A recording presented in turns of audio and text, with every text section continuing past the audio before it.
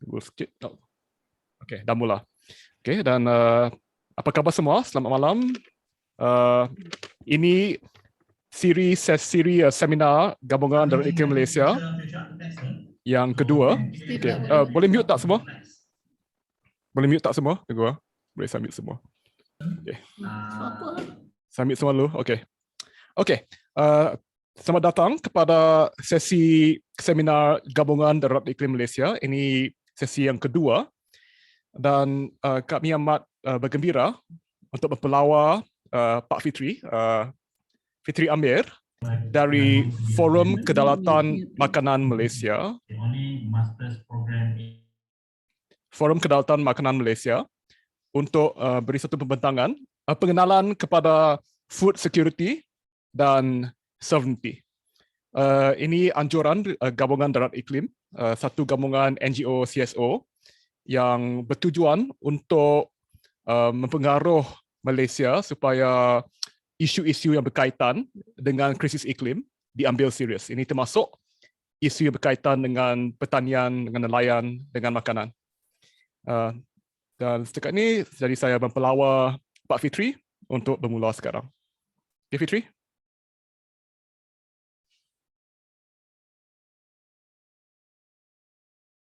Masih mute.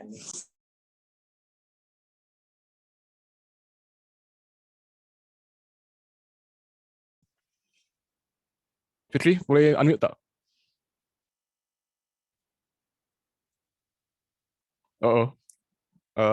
Tunggu sekejap lah, ada masalah teknikal. Okey, video dah nampak. Okey. Okey, Assalamualaikum, salam sejahtera. Terima kasih Darren.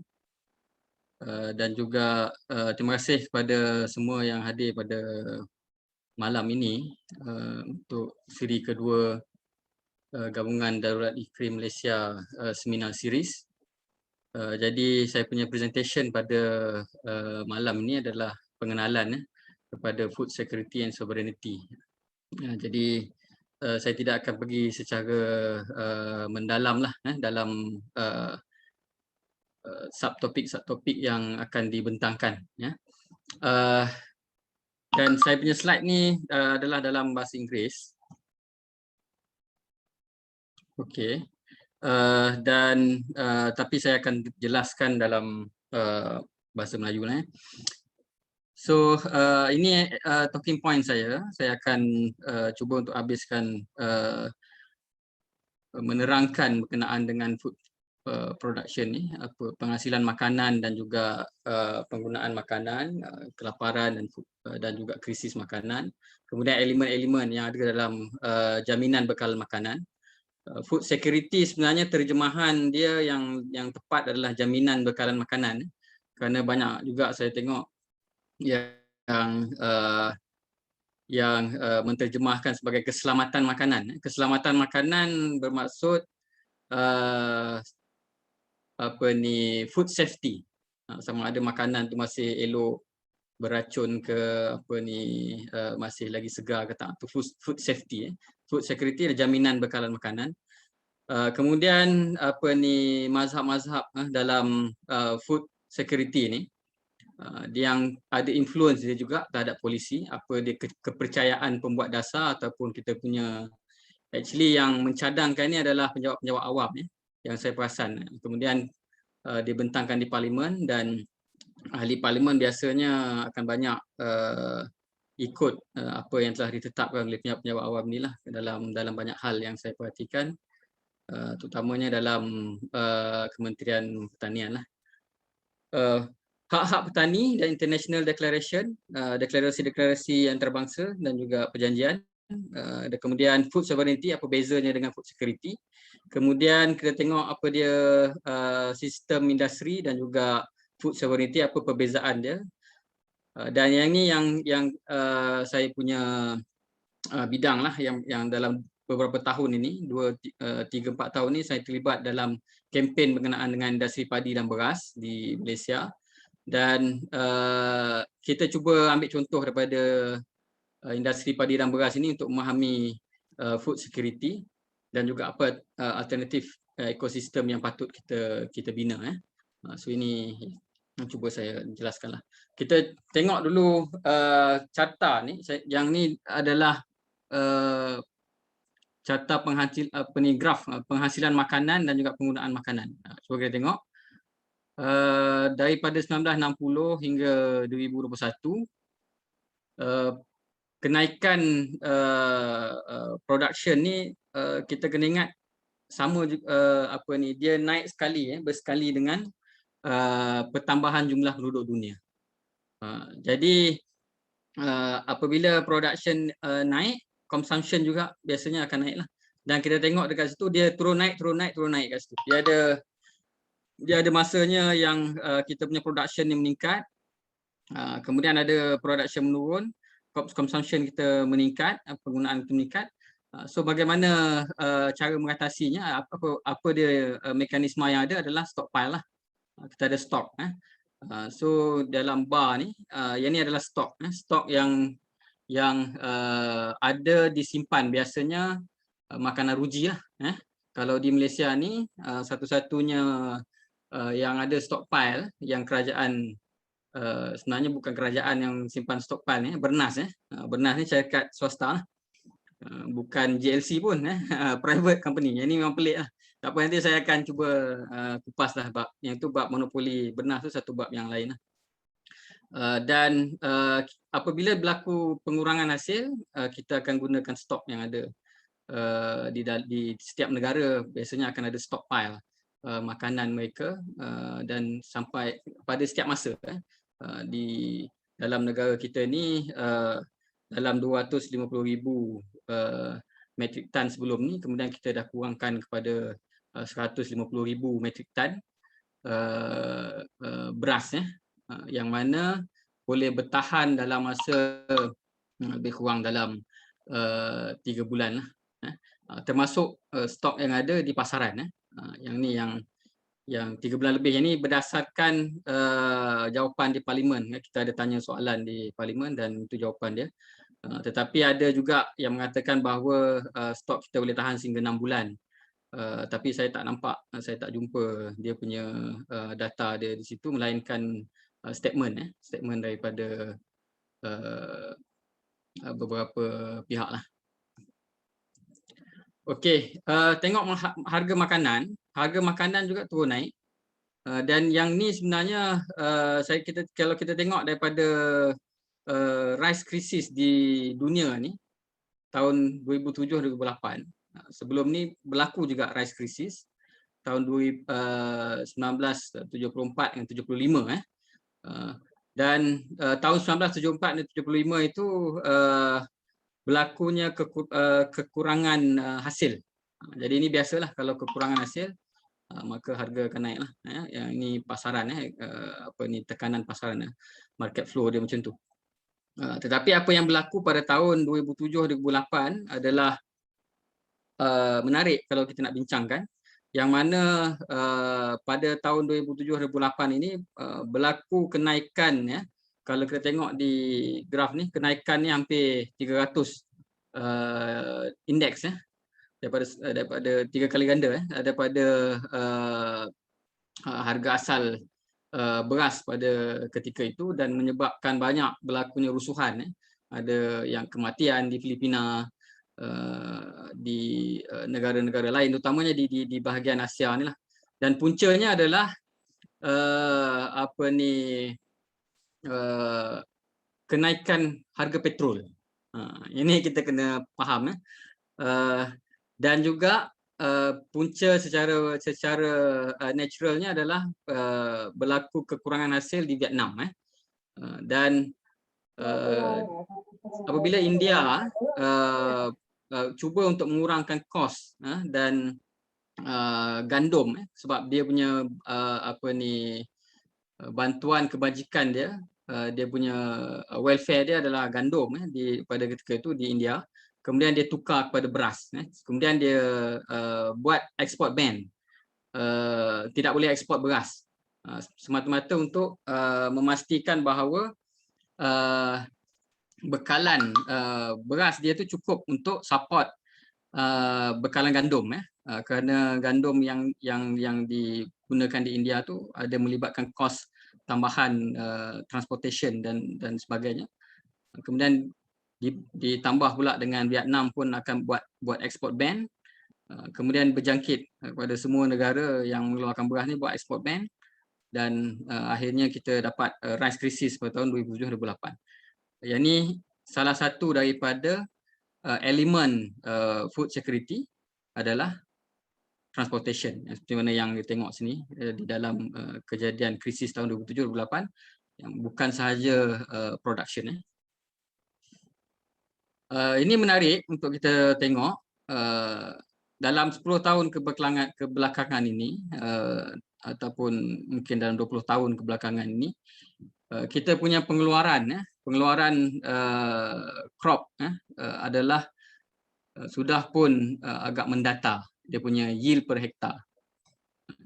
Maksudnya dia dah ambil kira faktor pembukaan tanah-tanah baru untuk pertanian. Jadi dia dah buat berapa yield per hektar. Dan dia punya graf di sini dia dah mendata. Dia seolah-olah kita dah tak boleh nak push yield tu untuk meningkat lebih tinggi. Jadi apa dia punya alasannya? Masih lagi banyak perdebatan. Adakah biological limit kita dah sampai, ya? Faktor cuaca ke, faktor kimia yang kita gunakan ke, dan sebagainya. Yang ni masih lagi hangat diperdebatkan oleh beberapa pihak. Dan ini yang terkini 2021. Kalau kita tengok global report on food crisis, ya, dalam 15 negara yang melibatkan 15.7 juta, 15.7 million people in 15 countries, faktornya adalah extreme weather. Dan of course faktor yang lebih banyak yang menyebabkan orang berada di dalam konflik makanan ini adalah security lah. Berlakunya peperangan, berlakunya unrest, perang saudara dan sebagainya. Yang ini melibatkan 99.1 juta rakyat, dan juga economic shock 40.5 million di 17 buah negara. So yang ni berdasarkan keadaan-keadaan geografi ataupun setempat yang berlaku krisis. Tetapi kalau kita tengok dari sudut yang lebih luas, di dalam semua negara, termasuk negara-negara kaya, sebenarnya tahun 2020 dianggarkan antara 720 hingga 811 juta orang, manusia berada di dalam kelaparan tahun 2020. Ini mengambil kira pandemik yang baru mula, dan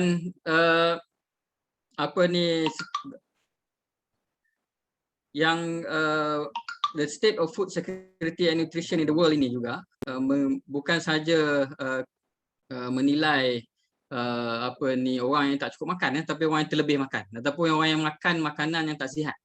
Jadi yang itu pun dia masuk dalam statistik ni lah. Kerana apa yang penting adalah makanan yang sihat.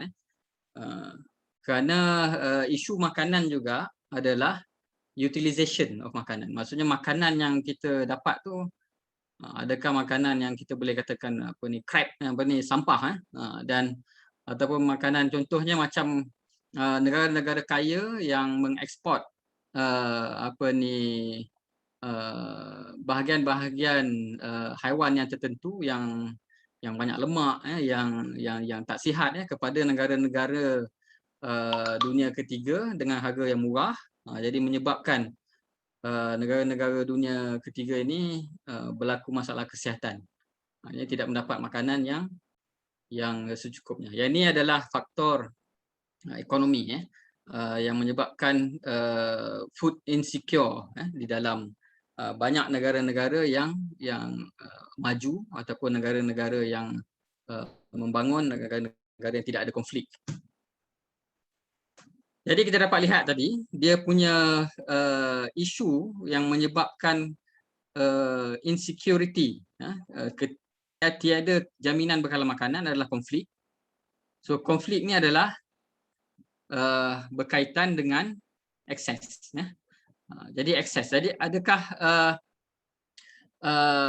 sesuatu komuniti setempat itu dia boleh dapat makanan yang ada. Contohnya seperti negara-negara tempat-tempat konflik, hari itu saya ada baca berita yang mana dekat UN punya food aid punya gudang berlaku pertempuran antara dua pihak lah, antara UN punya pengaman dan juga pihak yang pemberontak yang dikatakan di situ, pemberontak yang disebut di situ, untuk merebut makanan yang ada di gudang UN. So ini konflik ni menyebabkan tidak ada akses kepada makanan, dan juga kalau kita tengok climate variability dan juga ekstrim, yang ni adalah faktor makanan itu ada ataupun tidak ada, ataupun production dia tu cukup ataupun tak cukup lah. Dan dalam food security ini, availability ini dia tidak melihat kepada makanan yang kita hasilkan sendiri ataupun yang kita import, asalkan makanan tu ada di situ. So ini yang elemen viability ini dia melihat pada situ. Sebab kadang-kadang ada orang faham food security melihat kepada makanan yang kita hasilkan sendiri. Ya, itu betul, tapi saya lebih suka untuk menterjemahkannya itu kepada sovereignty. Security yang dimaksudkan di dalam banyak literature ni adalah akses ataupun makanan itu ada, sama ada sumber import ataupun sumber sendiri lah. The economic slowdown, yang ni sama ada makanan tersebut kita mampu untuk beli ataupun tak beli, kita mampu untuk rakyat tu mampu untuk membeli makanan itu, sama ada makanan tu harga mahal ke tidak.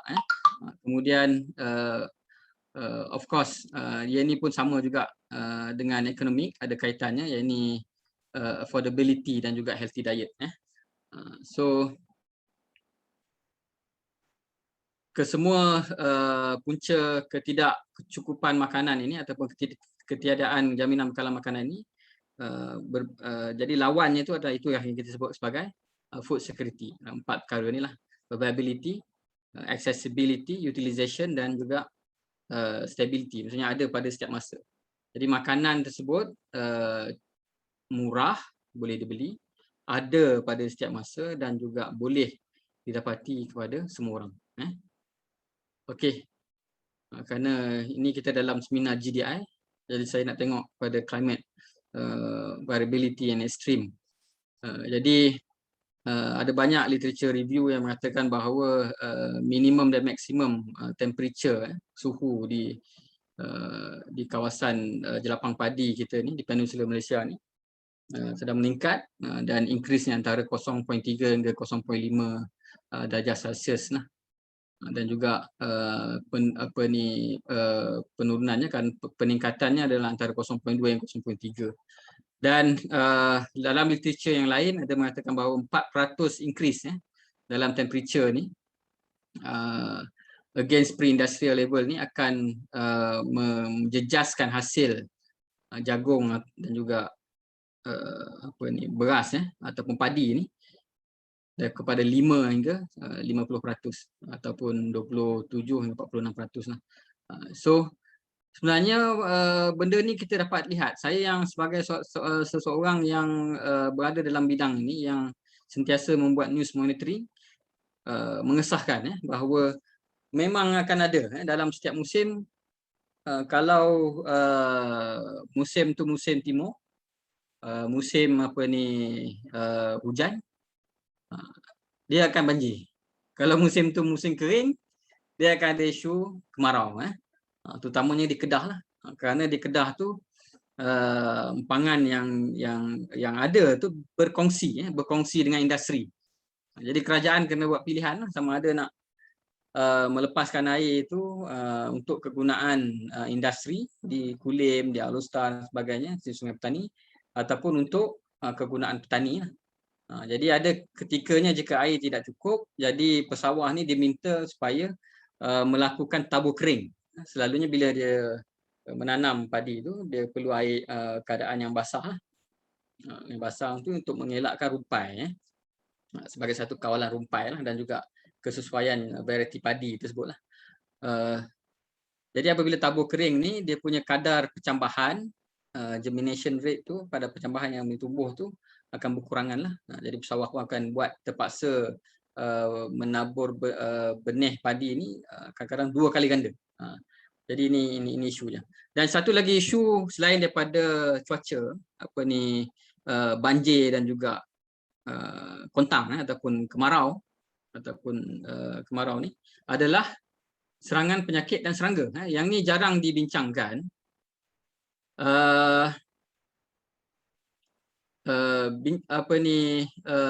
Sebab saya pun cuba cari juga ada kajian-kajian saintifik berkenaan dengan serangan ni bena perang ni. 213.7 hektar sawah padi diserang bena perang. Bena perang ni sejenis serangga. Jadi dia akan memusnahkan kawasan padi itu. Kalau pesawah-pesawah akan panggil serangan ni sebagai serangan bom. Sebab bila dia orang bangun pagi tengok bendang dia dah ada lubang, dia ada macam crop circle tu. Dia macam kena bom lah. So dia akan panggil, dia kata ini serangan bom. Dia akan kena serangan bom. Saya pun hairan juga kenapa tiba-tiba ada banyak serangan bena perang ni. Jadi saya cuba buat literature review dan saya tengok ada perkaitannya antara pembiakan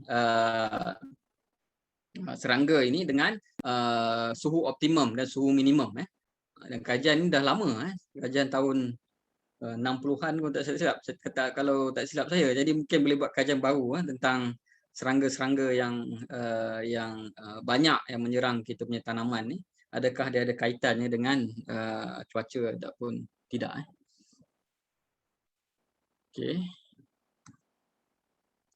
Okey, ini kita punya self-sufficient level.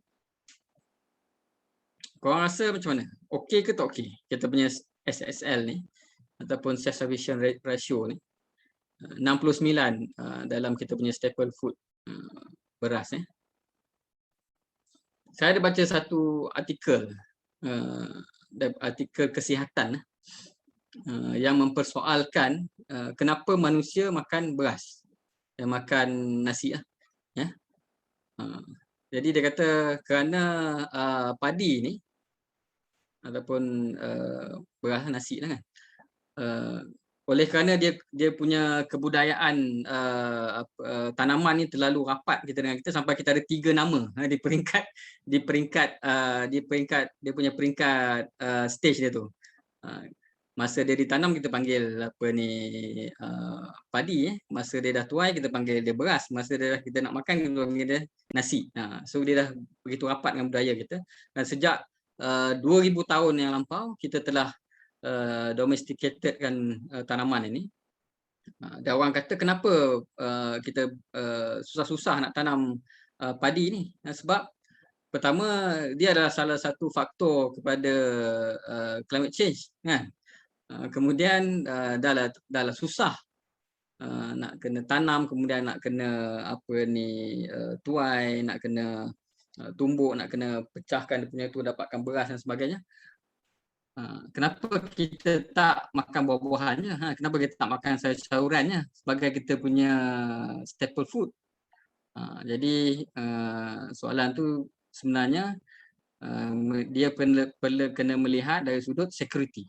Kerana grain ini, saya pun agak surprise juga ramai yang tak tahu. Grain ni, kenapa grain ni dipilih oleh nenek moyang kita? Kerana dia tahan bertahun-tahun. Dia tak akan basi lah. Kalau kita simpan kita punya beras tu, dia boleh tahan paling kurang 2 tahun lah. Kalau beras kita sekarang ni, kalau kita simpan dalam bekas yang betul-betul tight, mungkin 3 tahun lagi boleh makan lah, boleh makan lagi kan. Dan juga kalau kita tidak proses, benih itu boleh ratusan tahun. Benih beras tu yang sebelum kita proses, kalau kita tak proses jadi padi, tak proses jadi beras, ratusan tahun dia boleh tahan dia punya benih itu untuk kita gunakan. Jadi sebab itulah kalau saya membicarakan tentang food security, saya biasanya akan memfokuskan kepada staple food ni lah, grain. Saya tidak akan masukkan ke fruits, vegetable, livestock, fisheries. Yang ni adalah nutrition tambahan.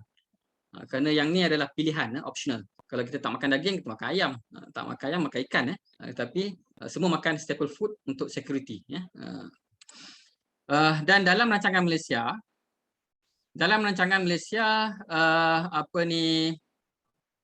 kita tidak ada plan untuk mencapai 100% self-sufficient level. Kenapa? Ini soalan yang cepu emas. Okey. So, kenapa kita tidak ada? Kerana yang ni yang melihat kepada fahaman. Fahaman kita punya, saya kata tadi, school of thought on food security ni. Kerana kita tidak, dia ada tiga. Dia ada tiga lah. Yang pertama adalah kita tumpukan kepada kita punya ekonomi. Kalau kita ada duit, kita boleh beli. So that is the first school of thought on food security.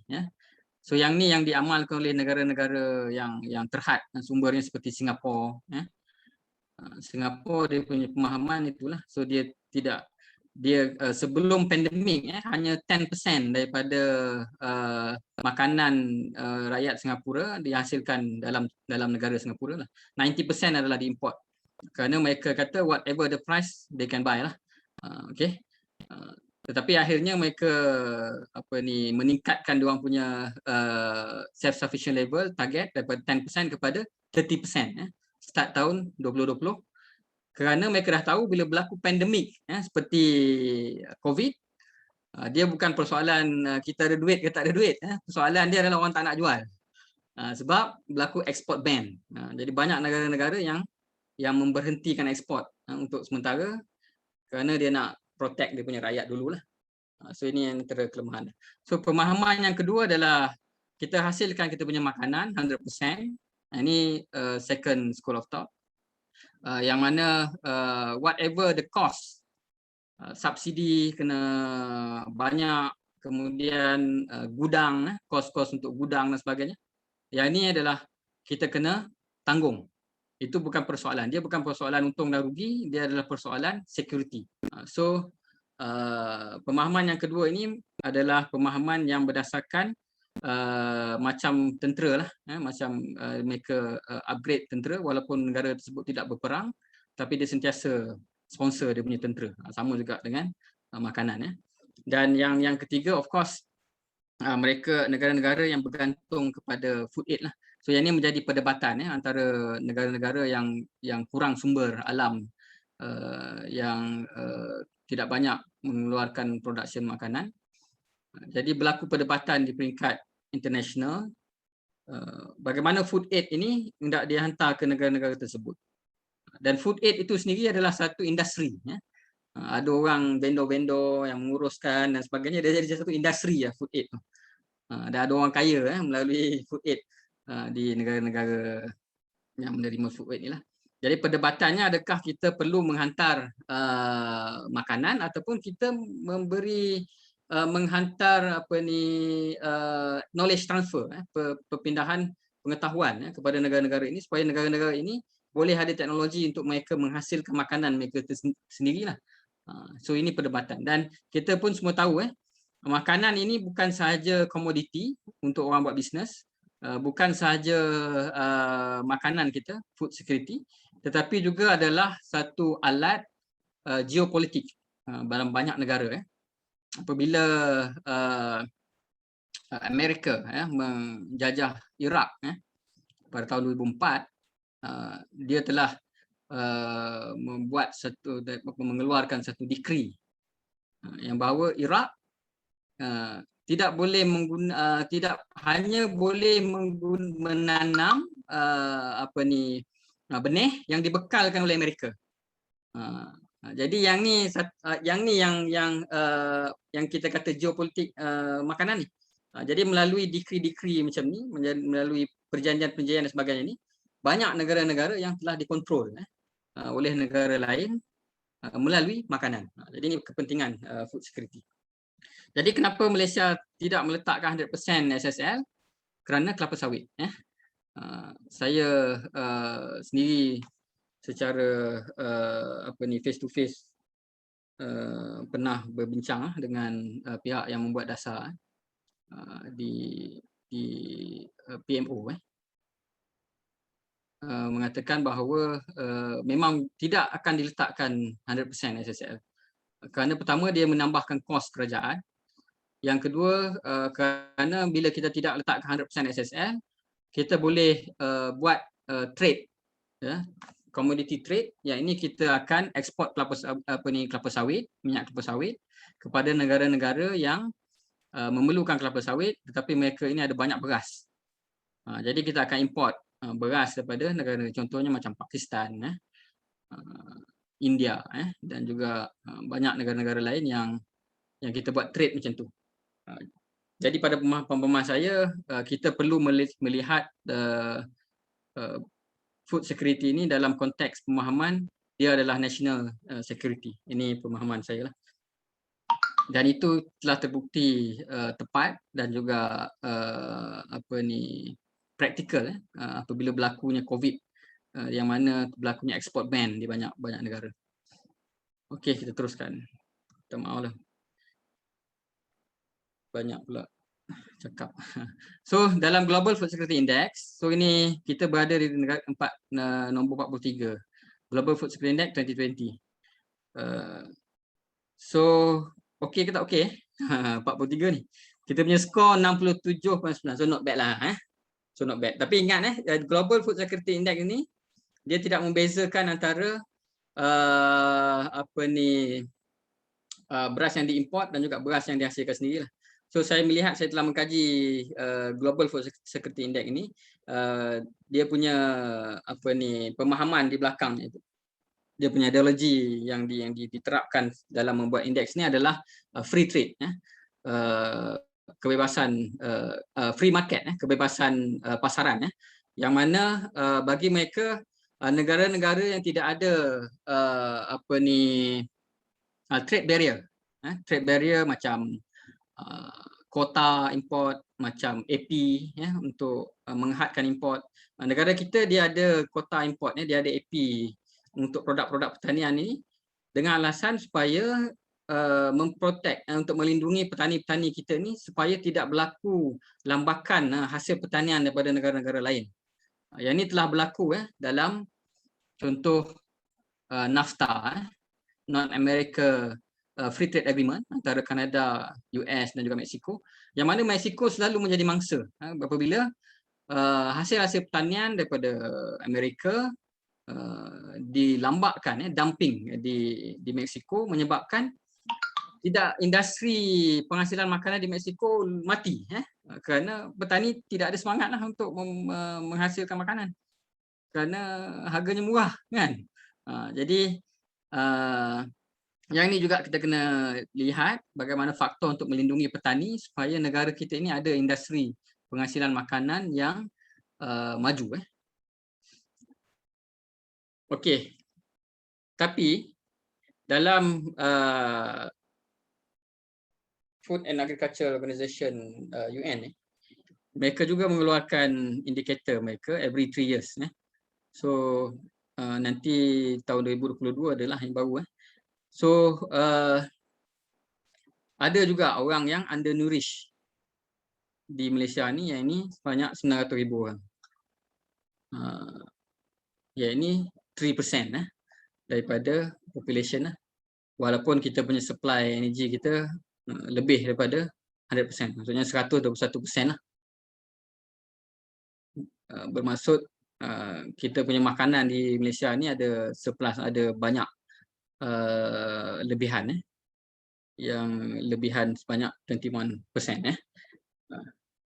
Yang ini maksudnya makanan semua lah, bukan beras. Kalau beras kita 70%, kita punya self sufficient level, lebih kurang dalam 70% lah. Okey,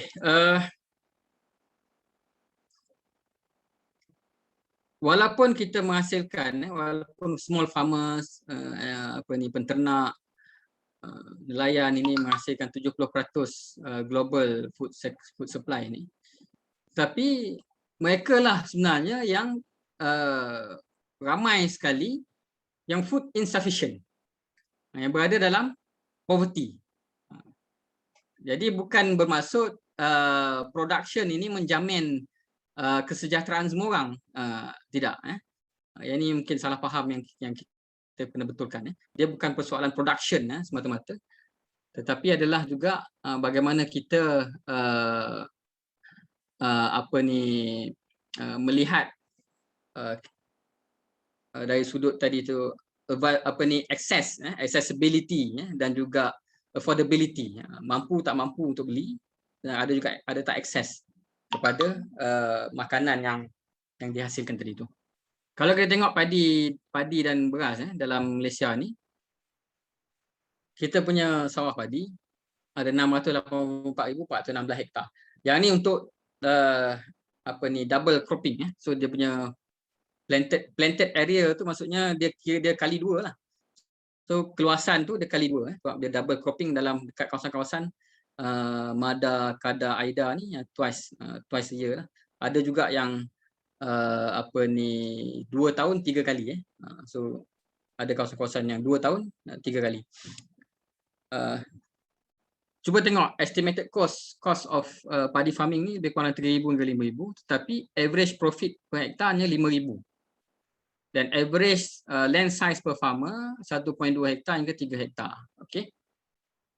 Ni bukan 5,000 sebulan Kalau 5,000 sebulan ni dah kira kaya dah masuk M40 Ini adalah 5,000 untuk 6 bulan lah waktu yang diambil untuk menanam padi, untuk dia harvest Cuba bahagikan 5,000 bahagi pada 6, berapa dia punya pendapatan per hektar untuk sebulan, lebih kurang dalam RM450, lagi rendah daripada minimum wage pekerja. Dan of course tak semua orang berpendapatan begitulah, sebab ada banyak farmers yang cuba keluar daripada kemiskinan ini dengan cara dia menyewa bendang orang lain, orang yang dah bekerja di bandar dan sebagainya, yang tanah-tanah warisan ni. Jadi dia boleh buat lebih daripada 3 hektar. Kalau dia boleh buat lebih pada 3 hektar, jadi 450 kali 3 kali 4 kali 5 berapa dia dapat tapi ingat 1 hektar pun jenuh juga. Saya ada buat filem berkenaan dengan padi ni.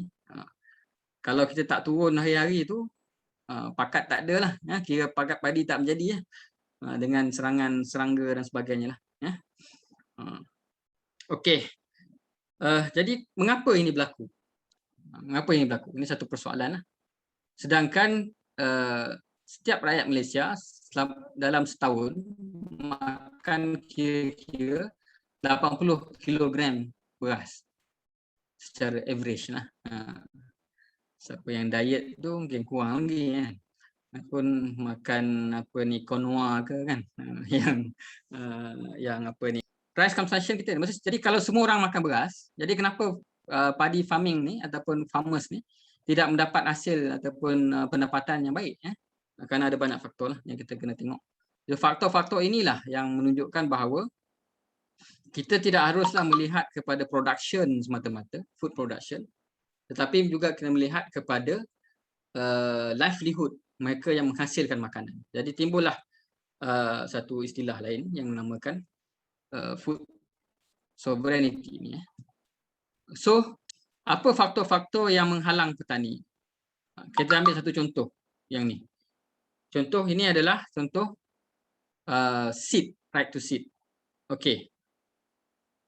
Cuba bayangkan seorang pesawah padi, dia punya tanah, status tanah tu dia tak boleh suka-suka hati dia nak tukar.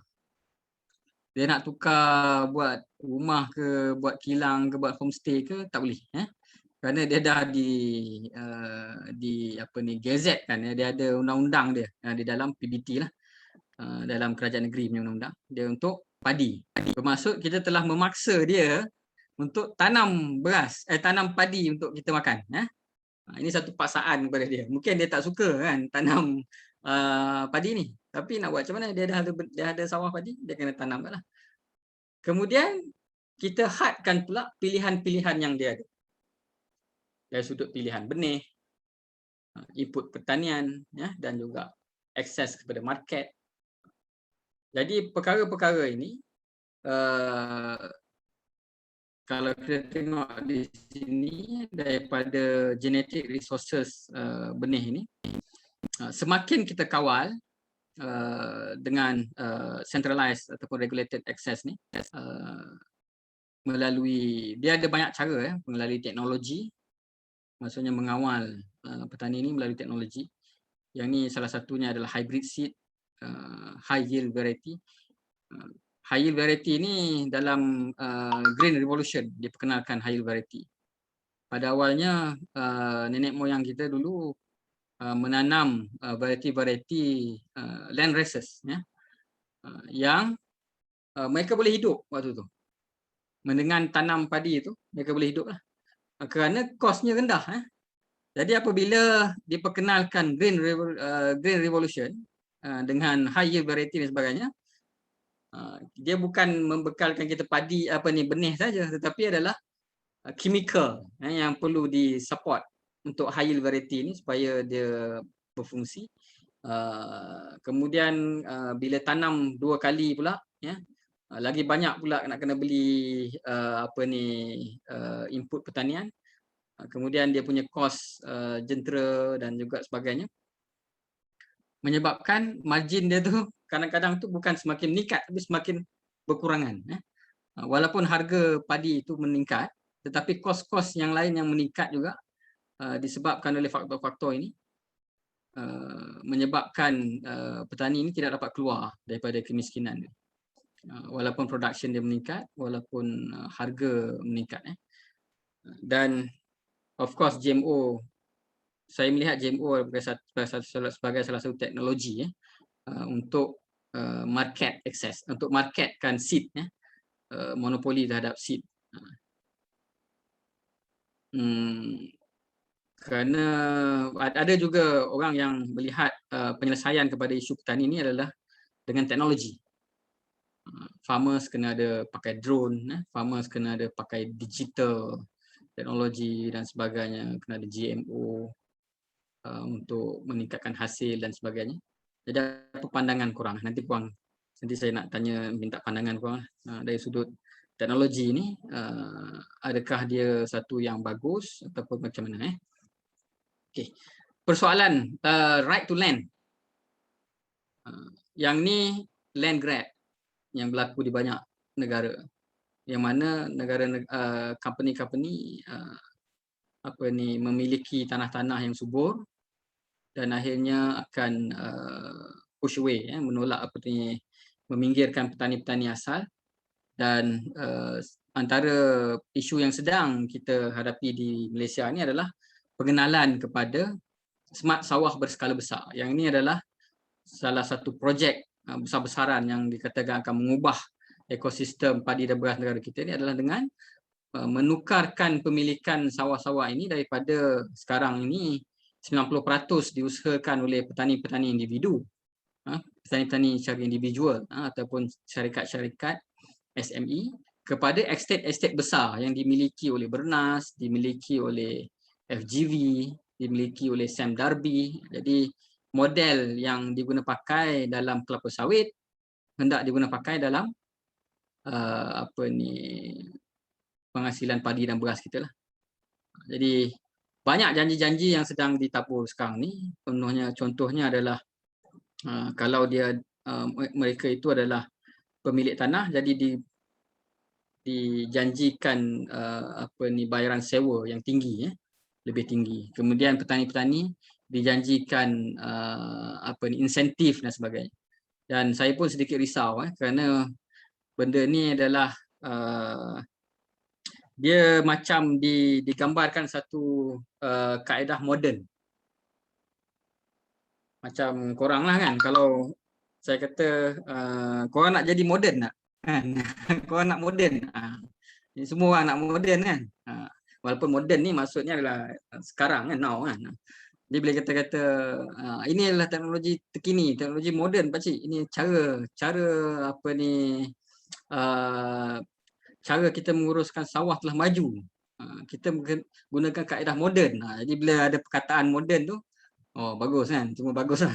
Jadi ini satu benda persepsi yang kita kena cuba tanamkan bahawa moden tidak semestinya lebih baik, kerana dia akan membawa baggage ataupun masalah-masalah yang lain lah. Okey, market access. Yang ni kalau saya nak ulas ni panjang, dia ada banyak kaitannya dengan bernas yang menjadi pengimport tunggal beras. Bila dia pengimport tunggal, jadi dia ada banyak modal dia untuk dia melakukan integration dalam market. Jadi banyak kilang-kilang. Kalau sesuatu kawasan itu asalnya ada 3 ataupun 4 kilang. Ada kilang yang berbentuk koperasi, ada kilang yang bentuk SME, ada kilang yang besar. Jadi apabila berlaku persaingan di sini dan kilang-kilang ini tidak dapat bersaing kerana keistimewaan daripada AP dan juga sebagainya, ataupun daripada jaminan bekalan padi dan sebagainya, daripada ada 4 kilang tinggal 1 kilang. Jadi bila ada tinggal 1 kilang, jadi petani tidak ada lagi kuasa penawaran. Dia tidak ada lagi bargaining power. So dia akan hantar ke kilang tu, dan whatever the price, walaupun harganya harga tetap, tetapi yang tidak dikawal adalah potongan pemutuan. So ini nanti kita kena bincang lebih lanjut. Alright. So ini last scale padi farming campaign Malaysia di bawah Smart SBB. Cuba tengok ada berapa banyak bintang. 1,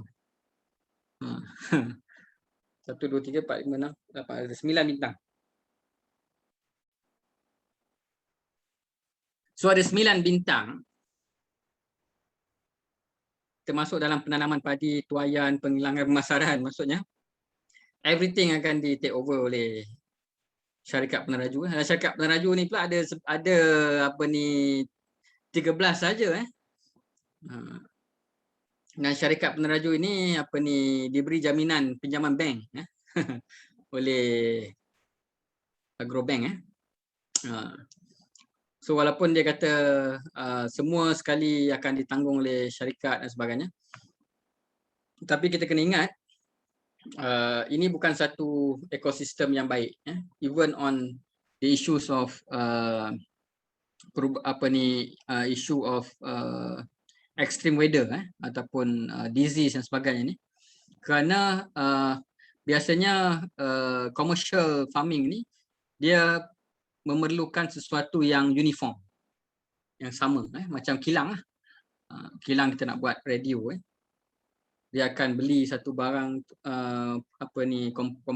komponen-komponen tu yang sama, jenama yang sama, daripada supplier yang sama. Jadi benih pun akan diperolehi daripada variety yang sama, mungkin daripada supplier yang sama biasanya, untuk merendahkan kosnya. Dan ini akan mengurangkan kita punya biodiversity lah. Dan of course kita juga risau bahawa untuk mengurangkan lagi kos ini, warga asing akan dibawa masuk untuk bekerja, dan akhirnya nanti petani-petani kita ini sudah tidak ada lagi. Yang ada hanya pekerja pertanian. Yang ada pekerja, kemudian di-manage oleh management team. Keluaran-keluaran universiti ini akan manage ikut cara dia lah. So ini kerisauan kita yang saya menggesa kawan-kawan semua dalam NGO-NGO yang ada ini untuk membantah Smart SBB ini dengan memberi kesedaran kepada para petani kita supaya tidak termakan dengan janji-janji manis ni. Okey. Jadi Farmers' Right, kita dah tengok tadi food security, sekarang ni food sovereignty pula. Yang ini adalah satu deklarasi Nyaleni tahun 2007 yang mengatakan bahawa walaupun kita akhirnya nanti dapat menghasilkan makanan yang mencukupi untuk sekarang ni dah 7 bilion penduduk bumi ni. 6 bilion penduduk bumi ni. Tetapi dalam statistik-statistik yang kita tengok yang awal tadi menunjukkan bahawa persoalannya bukanlah persoalan production yang menjamin bahawa semua orang boleh secure food. Dia adalah persoalan keadilan. Maksudnya keadilan itu sepatutnya akan membawa kepada semua orang mampu untuk memiliki makanan. Jadi kalau kita melihat dari sudut untuk menangani masalah iklim ni, kita kata kita kena meningkatkan production. Jadi itu kita punya mindset. Production kan. GMO, new high yield variety, large farming, vertical farming dan sebagainya. Kita terlupa bahawa adakah itu sebenarnya menjamin bahawa semua orang akan dapat makan makanan yang dihasilkan. Kita tengok vertical farming contoh. Kalau di Malaysia ni saya sebenarnya agak kurang bersetuju lah. Kalau saya tak bersetuju orang kata saya kuno pula kan. Tidak menolak teknologi pula. Bukan begitu. Kalau negara-negara yang memang limited dia punya tanah mungkin boleh buat vertical farming. Tapi kita ni ada banyak lagi tanah kita yang kosong. So vertical farming ni sebenarnya dia hanya akan menambahkan kos. Dia kena ada artificial light, dia kena feed nutrient melalui dia punya bancuhan dia tu. Kena ada kompartmen dia dan sebagainya. Dan kosnya akan meningkat. Jadi adakah mampu untuk dibeli oleh orang kebiasaan kalau kita melihat kepada bisnes, mungkin kita boleh jual dengan premium market, jual kepada mereka yang tinggal di Bangsa ataupun di Putrajaya, di Kuala Lumpur. Macam sekarang ni juga banyak juga produk-produk organik yang dijual secara premium. Tetapi itu adalah satu kaedah untuk menggalakkan petani untuk menanam. Tapi kita kena memikirkan bagaimana kaedah-kaedah organik ini harganya itu boleh dimiliki oleh semua orang. Ini satu cabaran. Kerana kaedah konvensional ini cukup murah. Kerana dia menggunakan racun dan sebagainya yang dia ada chemical control itu mengurangkan kos labor cost dan juga banyak faktor lain lah. Okay. So apa dia punya food sovereignty ini? Focus on food for people, value food provider, localized food system, food control locally, build knowledge and skill, work with nature. Jadi ini food sovereignty yang digarap dalam Millennium Declaration, dan saya lihat semakin lama semakin diterima dan banyak di-adopt oleh UN. Dan antara yang terbarunya adalah UNDRIP yang melihat sovereignty ini sebagai satu elemen penting. UNDRIP ni adalah United Nations Declaration on Right of Indigenous People. UNDRIP ni adalah United Nations Declaration on Right of Peasant and People that work in rural area. Dan CBD ni of course yang lama, Convention on Biodiversity yang bicarakan tentang kita punya genetic resources, bagaimana kita nak memanfaatkan secara bersama. Dan of course ada juga treaty, perjanjian on International Treaty on Plant Genetic Resources for Food and Agriculture, yang Malaysia juga sebahagian padanya, ITPG-RFA, yang mana daripada ITPG-RFA inilah kita menghasilkan kita punya Plant Variety Protection Act tahun 2007 yang mengimbangkan hak-hak petani dan juga hak-hak pengeluar benih komersial. Dan seterusnya adalah Biosafety Act dan tahun 2007. Alright, ini antara slide-slide last lah. Okey, kita melihat dari sudut global pandemic. Bagaimana harusnya kita bertindak. Jadi kita seharusnya melihat bagaimana kita nak menjamin kita punya security makanan kita adalah di peringkat-peringkat lokal. Jadi saya berbicara atau berdiskusi dengan kawan-kawan lah. Adakah makanan kita dalam dunia ni cukup untuk semua orang? Jadi saya kata, adakah makanan kita ni tak cukup, kan? Itu soalannya. Kerana sebenarnya kita kena lihat juga bagaimana orang-orang yang terdahulu dalam zaman Perang Jepun dulu, kan,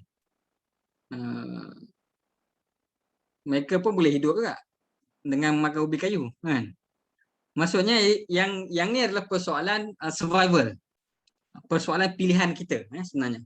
Kerana kebanyakan isu makanan ni sebenarnya isu, of course kita tolaklah isu mereka yang betul-betul di dalam food insecure tu. Tapi dalam kita kata makanan kita cukup atau tak dalam consumption tu bukan keperluan tapi yang kita guna, kita nak makan Jadi kita sebenarnya kena kurangkan makan. Kerana sekarang ni kita bukan lagi kita bukan lagi berada dalam situasi yang kita bekerja buruh sebagai petani, sebagai banyaknya kita kerja di dalam office. Dan kita sekarang ni nak makan makanan-makanan yang jauh, yang dapat daripada tempat yang jauh. Nak makan anggur, kan, nak makan gandum, kan, sedangkan kita tak ada tanam gandum, kan. Nak makan apa lagi lah, banyaklah tumbuhan-tumbuhan yang bukan dihasilkan dalam negara kita sendiri. Kita kena ubah minda kita. Jadi kita kena kurangkan makan roti canai. Kecuali lah kalau kita decide dalam kita punya farmer untuk tanam jagung pula. Kita kena makan banyak nasi lemak kerana kita punya staple food adalah beras. Dan kita kena membina kita punya food security ni di peringkat individual dan juga peringkat community. Yang ni banyak dibincangkan, contohnya macam kebun community, urban farming, backyard farming dan sebagainya. Ini semua adalah cara kita untuk survival kita punya security makanan kita lah. Kemudian ini dalam peringkat individual, dalam peringkat community. Sebagai contoh, kita beli ikan yang dekat pasar Selayang. Korang rasa ikan tu datang daripada mana? Ikan di pasar Selayang. Saya pernah jual ikan daripada Kuala Kedah. Saya dengan kawan-kawan saya waktu tu cari duit lebih sikit lah, kan. Saya decide jom kita jual ikan, kan. Saya pun keluarkan duit modal, beli satu ice box ikan lah. So susah sebenarnya nak dapat ice box ikan kerana telah dicop, telah dibeli, telah ditempah awal oleh vendor-vendor, oleh pemborong-pemborong yang akan menghantar ikan itu direct daripada Kuala Kedah tu ke Kuala Lumpur. Setiap hari dia akan hantar. Begitu juga macam di Cameron Highland, hantar ke Pulau Pinang, ke banyak tempat lah. Jadi apa berlaku bila berlaku PKP, MCO, tidak dapat menghantar lagi makanan-makanan tersebut dengan efisien kerana ada berlaku banyak sekatan jalan raya dan sebagainya. Akhirnya busuk, akhirnya terpaksa dibuang dan sebagainya. Ini menunjukkan bahawa ada vulnerability dalam sistem, ada sesuatu yang perlu kita lihat dalam sistem. Jadi sepatutnya dalam 10 km ataupun 20 km dalam kita punya kawasan yang kita duduk, ada kita membeli produk-produk yang dalam kawasan kita tu. Maksudnya ada dia punya ladang, ada. Sebab saya rasa sebagai contoh, ada saya tanya kawan saya seorang tu, dia duduk di Tanjung Malim. Dan sayur-sayuran yang ada di Tanjung Malim itu, dia duduk di Sabak Bernam. Sabak Bernam ni bersepadan dengan Tanjung Malim. So, sayur-sayuran yang di Tanjung Malim tu dia hantar ke Kuala Lumpur dahulu, kemudian baru dia hantar ke Sabak Bernam. Sedangkan dia sebelah je. Jadi bila waktu pandemik tu dia jadi masalah lah. Kerana sayur-sayuran tu walaupun ladang itu ada di situ saja, tapi dia tidak dapat membeli kerana sistem ekosistem tu. Jadi yang ni kita kena lihat, kita kena atur balik punya ekosistem. Komuniti kena bertindak secara komuniti masing-masing. Kemudian barulah negara melihat dari sudut national security, dan dari sudut global kita kena melihat dari sudut trade agreement. Adakah dia trade agreement ini adil atau tidak adil? Sebagai contoh CPTPP. Ni saya ada topi bantah TPPA. So nama dulu TPPA, sekarang ni CPTPP. So dalam CPTPP ini adakah ia adil kepada petani? Kerana dalam CPTPP ini memerlukan petani-petani kita ini menghapuskan trade barrier. Jadi akan berlaku lambakan hasil pertanian macam yang saya cerita di NAFTA tadi. Jadi global trade mestilah adil, dan juga food aid yang saya kata tadi tu. Adakah food aid itu jawapannya ataupun technology aid itu jawapannya kepada negara-negara yang memerlukan. Okey, akhir sekali kita kena tahu kita kena bina alternative ecosystem, dan it is not just about production dia adalah it is about justice juga kerana akhirnya yang saya ulang sekali lagi ni maksudnya walaupun kita menghasilkan makanan yang cukup untuk semua orang, akhirnya masih lagi akan ada orang yang kelaparan. Masih lagi orang yang akan mati kerana lapar ataupun penyakit sebab kelaparan. Jika tidak ada satu sistem ekosistem yang adil kepada petani yang menghasilkan makanan dan juga orang yang lemah yang memerlukan. Jadi ini adalah 10 elemen of agroecology yang saya rasa bagus untuk kita cuba memperdalami diversity, co-creation, sharing knowledge, synergy, efficiency, recycling, circular solidarity economy, responsible governance, culture and food tradition, human and social value, resilient. Yang ni yang kita harus lihat bagaimana kita nak mencipta satu ekosistem makanan. Saya ada tanya satu soalan kepada pakar agroekologi ni lah daripada Australia, daripada Food Sovereignty Australia. Saya ada join webinar. Saya tanya macam mana kita nak upscale agroekologi.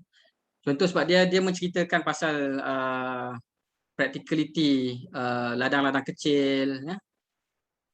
Apa keistimewaan ladang-ladang kecil ni? Ada jawapan tak? Apa keistimewaan dia berbanding dengan large scale farming yang diorang nak buat sekarang kat Malaysia ni? Ladang-ladang kecil ini sebenarnya mereka ini lebih resilient daripada tekanan-tekanan ekonomi.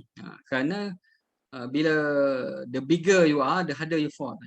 Banyak ladang-ladang besar di Amerika, di Australia, banyak negara-negara yang mempunyai sistem ladang besar ni, yang kalau satu ladang itu tutup kerana masalah hutang dan sebagainya, maka beribu-ribu hektar tanah akan idle, tidak akan menghasilkan makanan. Kerana orang yang menguruskan tu dah tutup, dah gulung tikar, dah bankrupt. Tapi kalau kita ada ladang-ladang kecil yang banyak ataupun yang bersaiz sederhana yang diuruskan oleh petani, kalau satu petani ada masalah kewangan, kita ada lagi satu lagi petani yang lain sebagainya. Yang so dia akan ada backup sistem yang banyak. So saya tanya macam mana kita nak upskill agroekologi. Dia kata agroekologi is not meant to be upskill. Dia adalah satu ekosistem ladang-ladang kecil yang SME, yang sederhana, yang banyak, yang akan support satu keperluan makanan dalam sebuah negara. Okey. Ini saya nak cerita result benih komuniti. Ini slide last lah.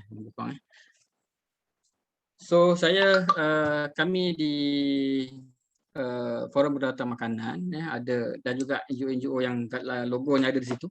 GDI pun ada logo di situ. Cuba untuk mencipta satu inisiatif ni yang mana kita cuba untuk mencipta satu alternatif ekosistem. Yang ini adalah benih komuniti, kerana banyak benih-benih yang ada di Malaysia ni sekarang ni disupply oleh sistem-sistem yang formal daripada company dan daripada banyaklah syarikat-syarikat import dan sebagainya. Walaupun ada banyak individu-individu ataupun organisasi yang menyimpan benih, tetapi kita tidak ada satu rekod inventory. Dan menyebabkan bahawa kita tidak tahu how strong kita punya community ni, the farmer seed system ni, how strong, how big. Jadi timbullah soal. Jadi jika kita tahu kita punya farmer seed system ni, dia punya berapa ramai orang yang terlibat dan sebagainya, berapa banyak benih yang telah dikongsi dan sebagainya, maka kerajaan mungkin kita boleh yakinkan pihak kerajaan bahawa untuk consider untuk melaksanakan undang-undang akta benih yang telah lama dicadangkan, yang mana akta benih ini adalah satu akta yang mewajibkan mereka yang ingin memproses benih memiliki lesen. Apa ni, boleh terfikir tak? Maksudnya kita nak simpan benih, kita kena ada lesen. Yang ni bukan intellectual property right, ini untuk pelesenan menyimpan benih, kerana dikatakan bahawa banyak benih-benih yang dijual di pasaran adalah substandard, tidak ada standard, punca kepada penyakit, penipu-penipu, scammer.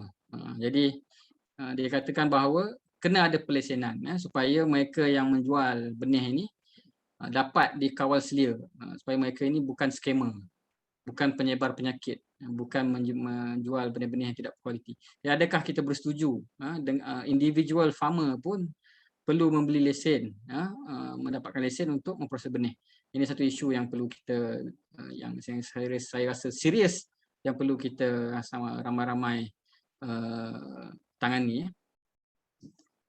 Jadi ini boleh tengok dekat link ni, bit.ly komuniti benih, boleh tengok kat situ lah. Kat situ ada dia punya penerangan lebih lanjut.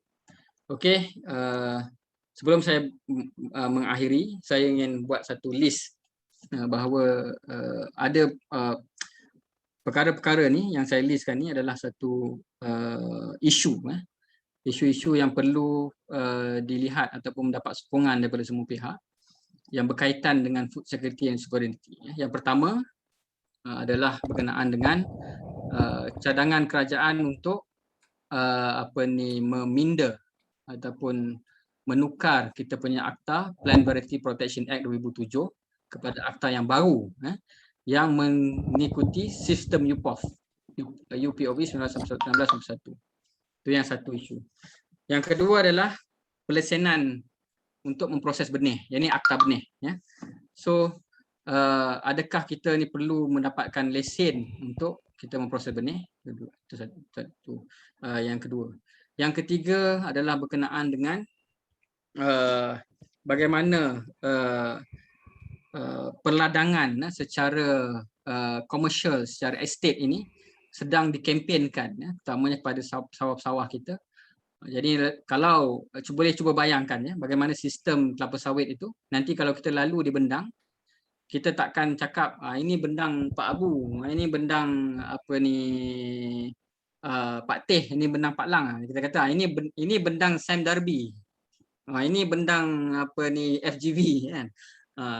Jadi kita pun nak pergi tengok, nak pergi tangkap ikan dalam tu pun kena buat surat dekat Sam Darby dulu kan, baru boleh masuk.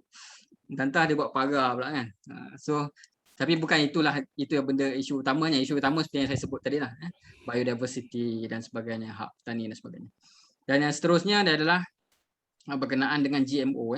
Walaupun kita ada Biosecurity Act, Biosafety Act 2007, tetapi kita melihat ada banyak agensi-agensi pertanian ini mempromosikan produk-produk GMO tanpa melalui proses undang-undang. Kalau kita nak bawa masuk produk GMO, jagung dan sebagainya, kita kena mendapatkan kelulusan daripada bahagian Jawatankuasa Biokeselamatan yang akan meluluskan atau tak meluluskan. Buat masa ini untuk tanaman tidak ada satu tanaman GMO pun yang diluluskan. Yang ada hanya untuk uji kaji. Yang ini adalah betik dan juga kelapa sawit. Dua tu saja yang telah diluluskan untuk uji kaji. Tapi untuk tanaman komersial tidak ada yang diluluskan GMO. Tapi ada banyak produk-produk GMO yang diluluskan untuk kegunaan consumption, cotton, soya, banyaklah produk-produk lah. Kemudian ada pula saya tengok, saya buat checking, saya jumpa ada pula yang mempromosikan nenas pink, nenas warna pink tu. Walaupun nenas tu adalah nenas GMO, tapi dipromosikan oleh lembaga nenas. Jadi kami pun buat surat lah pada biosecurity punya council tu. Jadi dia pun kata ni kita tak pernah meluluskan nenas GMO ni kan untuk dipromosikan. Lepas tu bila kita tahu, kita pun buat aduan dan akhirnya nenas tu pun ditarik baliklah promosinya. Jadi sampai ke tahap itu, maksudnya undang-undang ada tapi tidak ada penguasaan dalam GMO. Kita punya concern dalam GMO ini jelas, bukan sahaja dari sudut kesihatan yang banyak diperdebatkan, kesihatan GMO ini, tapi juga adalah bagaimana GMO ini dijadikan satu alat untuk mereka menjual racun, menjual chemical, dan juga bagaimana GMO ini adalah satu alat untuk ikat petani dengan benih yang terpaksa mereka gunakan musim demi musim. Jadi itu saja. Terima kasih kerana sabar untuk mendengar celoteh saya ni. Saya serahkan kepada Darren. Okey, terima kasih Fitri. Itu satu pembentangan yang amat menarik, memberangsangkan. Sekarang Zoom ada cara untuk tepuk tangan kan? Boleh tepuk tangan. Guna emoji itu. Ya, okey. Terima kasih. Fitri boleh stop share? Terima kasih. Okey, jadi sekarang kita nak adakan satu sesi Q&A. Fitri boleh terima soalan tak? Boleh. Boleh, okey. Jadi para hadirin diperlawa untuk tanya soalan dan kita boleh minta Fitri jawab. Sebelum itu, saya nak buat satu iklan yang pendek. Okey, ini sesi anjuran Gabungan Darurat Iklim Malaysia. Ini satu gabungan CSO yang memperjuangkan isu yang berkaitan dengan krisis iklim. Makanan satu daripadanya, tapi juga tenaga, juga ada pelbagai isu alam sekitar yang berkaitan dengan krisis iklim. Dan jika anda berminat untuk ambil bahagian dalam gabungan ini, saya ada satu pautan di chat, ini borang untuk sertai Gabungan Darurat Iklim Malaysia. Dalam pautan ini juga ada maklumat tentang GDI, Gabungan Darurat Iklim. Okey, jadi boleh kita minta soalan? Tunggu. Okay. Ya, saya rasa kita akan minta kalau ada soalan lah. Saya rasa, okey, saya ada soalan di dalam chat kan? Tapi kalau saya pilih ke apa ni? Banyak ni, mungkin ada yang saya tak baca lah. Sebenarnya hanya ada satu sebelum dua soalan tentang padi, Pak Fitri. Tentang including keledek ubi dalam self-sufficiency ratio yang di USM slide tu. Reza boleh baca tak penuh soalan tu? Saya nak kena cari ni, susah sikit. Reza boleh baca tak? Reza, can you read it? Read the question? Boleh, soalan dia tergantung sikit. Adakah bersetuju untuk add on keledek, ubi, etc.? Reference dia slide DOSM yang kat tengah deck. Okey. Keledek pun makanan makanan kita juga. Ingat masa zaman Jepun pun kita makan ubi kayu kan. Tapi isu dia adalah kenapa kita kata grain ini sesuai, kerana nenek moyang kita telah memilih grain. Kerana grain ni tahan lama. Itu dia punya satu faktor yang sangat penting. Kalau ubi keledek, dia kalau kita tak bubuh dalam peti ais, dia berkulat lah, dah 3 hari berkulat lah ubi keledek kan. So macam mana kita nak kena proses, nak kena keringkan pula so dia ada proses tambahan, kena masuk dalam peti ais. Tapi kalau kita kata food security, apa dia makanan dia, kena pilih satu makanan yang pertama, walaupun dia susah nak tanam, tetapi bila kita harvest, dia punya apa yang kita makan itu adalah biji benih. Itu nombor satu. Macam jagung, macam gandum, macam padi. Yang kita makan itulah biji benih kan. Kalau kita nak makan, kita kena buang dia punya sekam dia tu. Kita proses, kita masak jadi nasi. Dan kalau kita dah buang dia punya sekam tu pun, dia boleh tahan lagi dalam setahun, 2 tahun, kadang-kadang 3 tahun boleh tahan sebelum dia hancur. Tapi kalau kita biarkan dia saja, dia punya digemal dia tu, di batangkai dia tu, dia boleh tahan sehingga 100 tahun. Padi tu, benih tu. Jadi kalau berlaku bencana alam dan sebagainya, kita dah tak ada benih dah kan, madi pun dah tak ada kan. Jadi tengok-tengok ada dekat rumah salah seorang petani kita, oh sebenarnya aku ada simpan satu ikat. Tapi ini dah lama dah ni kan, dah 50 tahun lepas. Cuba tanam, mungkin dalam percambahan dia akan berkurang lah, tapi mungkin akan boleh tanam lah, boleh bercambah. Jadi ini pemilihan kita, bagaimana kita nak pilih. Kalau kita kata makanan baru, kan sekarang ada banyak orang bincang, apakah makanan baru untuk kita, untuk umat manusia. Ada yang cadang itulah, keledek lah apalah. Tapi adakah dia ni boleh disimpan lama untuk security? Kerana kita jangan fikir kita dalam zaman moden ni saja. Kalau berlaku peperangan, berlaku bencana alam dan sebagainya, mungkin kita dah tak ada lagi dah peti ais dan sebagainya nak simpan. Okey. Itu satu soalan. Okay, terima kasih. Terima kasih Pak Fitri. Ada satu lagi soalan tentang penanaman padi. Sebenarnya dua soalan. Satu spesifik khusus kepada Sarawak. Kenapa penanaman padi di Sarawak makin berkurang? Dan soalan kedua tentang padi ialah kenapa penanam padi makin kurang? Di Sarawak di Sarawak ni, di Sarawak dan Sabah, sebenarnya mereka di Sabah dan Sarawak tu,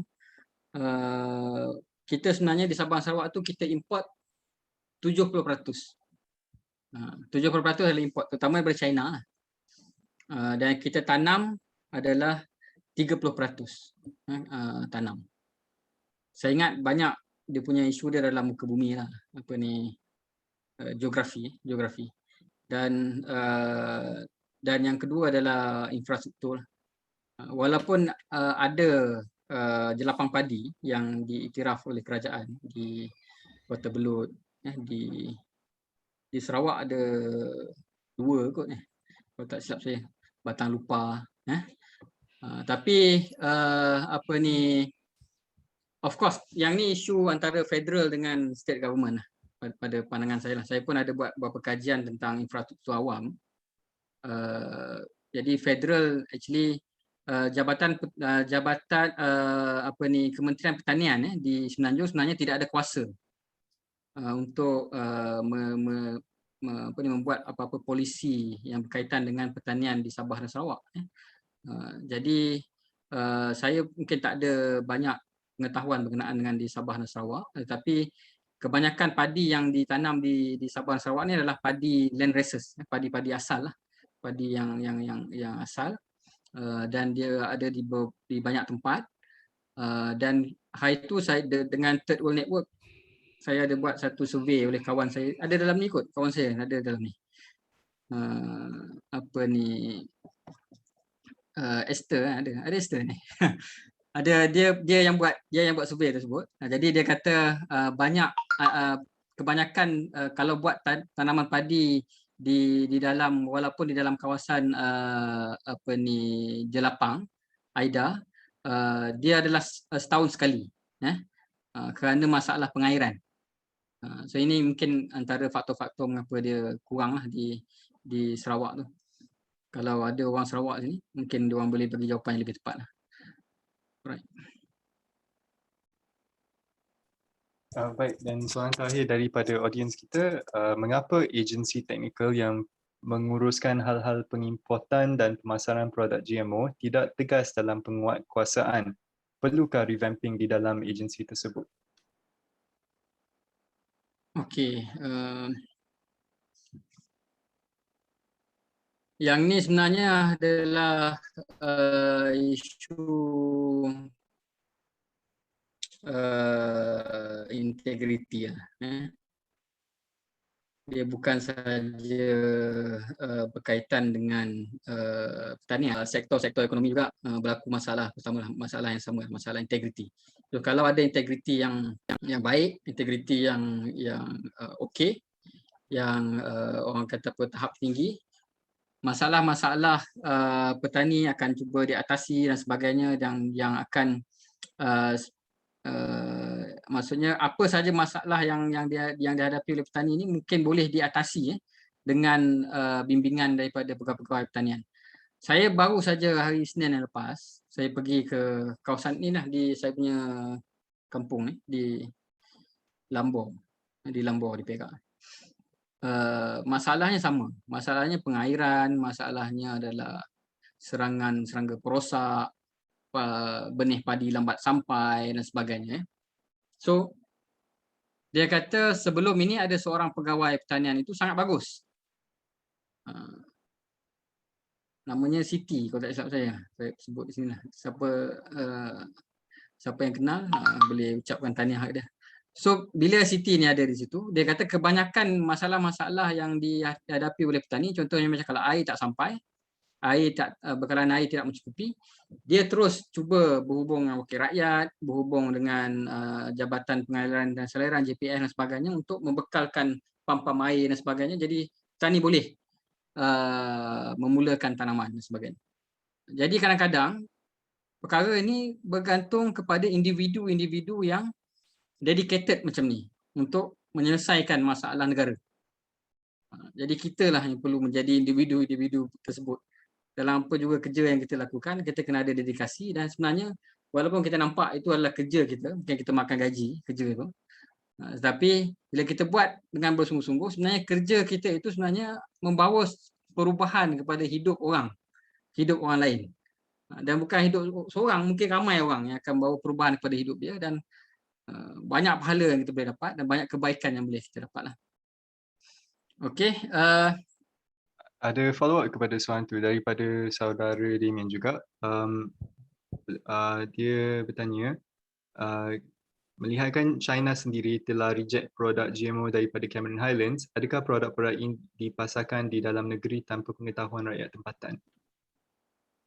okey, saya pernah baca satu, ni saya tak buka lagi berita ni, tapi saya saya ingat tahun 2015 ke, ada satu laporan daripada China juga, kalau tak silap, yang mengatakan bahawa ada produk GMO yang mungkin yang ni kot, yang ni lah berita yang di-share ni, kemudian diarahkan untuk dilupuskan, betul.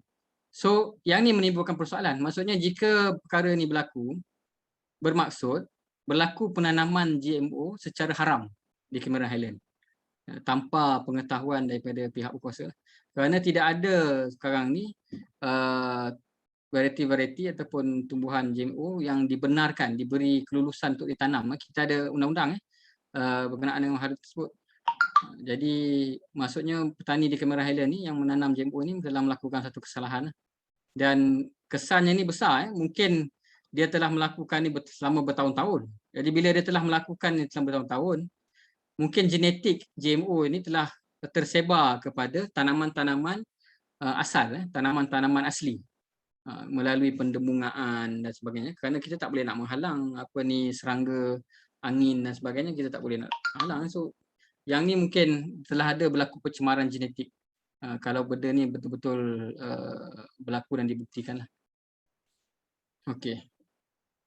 So ada soalan yang saya baca yang ni Rizal. Okey. Kalau ada masa lagi lah. So pada pandangan tuan, dalam konteks food security sovereignty, sejauh mana kesungguhan kementerian merancang? Alright.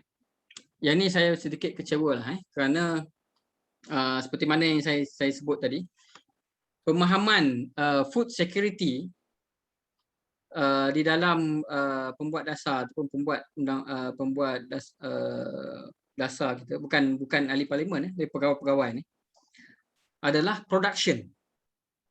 Ini yang kita kena lihat. Maksudnya mereka melihat production is food security, tetapi elemen sovereignty ni ataupun kedaulatan makanan ini tidak dibawa di dalam polisi-polisi yang di-draft itu. Sebab itulah bila mereka mengatakan kita nak buat estate farming. Kenapa estate farming? Kerana kita nak tambah kita punya yield daripada 4.5 tan kepada 7 tan per hektar production dilihat. Kemudian kita nak tambah pendapatan petani kepada RM7,000 untuk 1 hektar. Jadi kita tak melihat bahawa adakah dengan penambahan production itu menyebabkan petani-petani kita ini cukup makan ataupun orang banyak kebanyakan ini cukup makan. Ini tidak dilihatlah. Jadi dalam dasar dasar agro makanan 2.0 yang dikeluarkan tahun 2021 ini, bagi saya, kalau saya ni saya kurang bersetuju dalam ada antaranya yang saya bersetuju, tapi banyak antara polisi-polisi yang diletakkan di dalam dasar tersebut yang saya tidak bersetuju. Terutamanya ada diletakkan polisi berkenaan dengan untuk menggalakkan gene editing di dalam negara kita ni. Ada satu soalan terlepas. Okey. Saya tertarik dengan isu kemusnahan padi disebabkan oleh serangga perosak. Adakah ini berkaitan dengan pertanian moden yang menggunakan baja-baja dan racun perosak? Ya, betul. Kerana apabila kita menggunakan pesticide ni, dia macam manusia jugalah. Manusia ni kalau dia setiap hari dia lawan tinju, dia kalau dia dah kena tumbuk tu dia tak rasa sakit lah. Orang yang lawan tinju tu, dia kalau yang tak biasa tinju kan, sekali dia kena tumbuk dia dah pensan lah. Jadi sama juga dengan serangga ni. Jadi bila setiap musim dia dah kena kan, kemudian ada serangga tu yang dia dah kena tapi dia survive, kemudian dia beranak pinak, so anak-anak dia ni akan mewarisi genetik yang tahan kepada